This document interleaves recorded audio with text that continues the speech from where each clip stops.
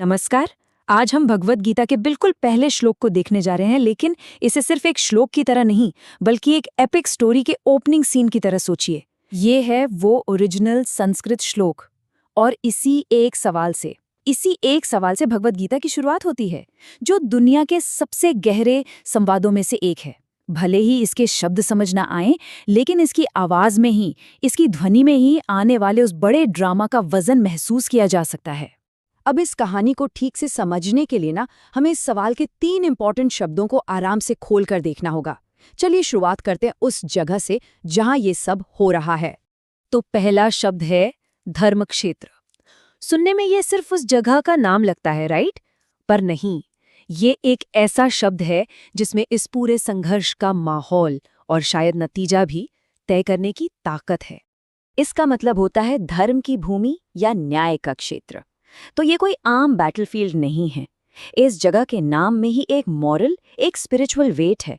ये एक ऐसी जमीन है जहां माना जाता है कि आखिर में जीत तो धर्म की ही होगी। तो फिर सवाल ये उठता है, अगर राजा अपने बेटों की जीत चाहता है तो वो एक पवित्र भूमि के नाम से घबरा क्यों रहा है? आखिर इसमें डरने वाली क्या बात है? और बस यहीं से हमें राजा की छिपी हुई चिंता का पहला क्लू मिलता है। तो बात यह है कि धृतराष्ट्र को असल में 2 डर सता रहे हैं। पहला, कि कहीं इस पवित्र जमीन का असर उसके बेटों पर ना पड़ जाए और वो लड़ने से ही मना कर दें। और दूसरा, और शायद इससे भी बड़ा डर, कि कहीं इस धर्म क्षेत्र की वजह से पांडवों की जीत पक्की ना हो जाए, क्योंकि वो तो धर्म के रास्ते पर हैं। तो देखिए, यहाँ जगह का चुनाव ही अपने आप में एक कैरेक्टर बन गया है। चलिए अब आगे बढ़ते हैं और दूसरे इंपॉर्टेंट शब्द पर आते हैं। और ये शब्द, ये राजा के कैरेक्टर की सबसे बड़ी कमी और इस पूरे पारिवारिक झगड़े की असली वजह सबको सामने ले आता है। ये शब्द है मामकहा। देखने में कितना छोटा सा शब्द है ना? लेकिन इस एक शब्द में राजा की पूरी माइंडसेट, पूरी सोच साफ दिख जाती है। इसका सीधा सा मतलब है मेरे लोग या मेरे बेटे। जब राजा सवाल पूछता है तो वो सबसे पहले किसका जिक्र करता है? अपने लोगों का। और बस इसी से उसका बायस, उसका पक्षपात बिल्कुल साफ हो जाता है। और यहीं पर उसके शब्दों का चुनाव उसके भेदभाव को बिल्कुल उजागर कर देता है। वो कहता है मेरे लोग, और फिर कहता है पांडु के पुत्र। जरा सोचिए, वो ये नहीं कह रहा कि हमारे बच्चे या कुरु वंश के राजकुमार। नहीं, उसने मेरे और उनके में साफ फर्क कर दिया। इस एक छोटे से फर्क से ही पता चल जाता है कि उसने अपने मन में परिवार को कब का बांट दिया है। और यही तो उसका असली इंटरनल कॉन्फ्लिक्ट है। एक तरफ वो राजा है और एक राजा का धर्म होता है सबके लिए इम्पार्शियल रहना, सबको बराबर देखना। लेकिन दूसरी तरफ वो एक बाप है जिसका प्यार सिर्फ अपने बेटों के लिए है।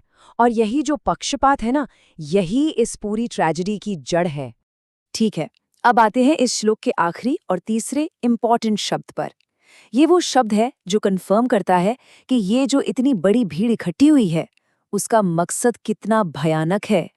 और ये शब्द है युयुत्सवः। ये एक ऐसा शब्द है जो शांति की, पीस की, किसी भी उम्मीद को एक झटके में खत्म कर देता है।